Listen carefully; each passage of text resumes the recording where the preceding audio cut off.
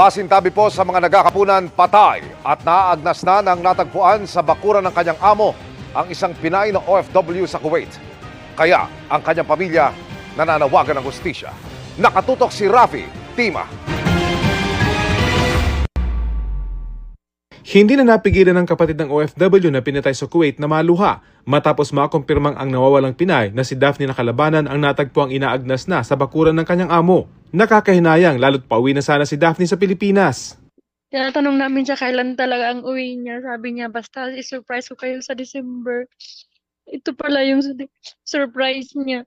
Nang huling makausap noon pang May 2024, wala naman anyang nabanggit na problema ang kapatid. 2 buwan pa lang nawawalang Pinay bago ito i-report ng mismong kapatid ng kanyang amo.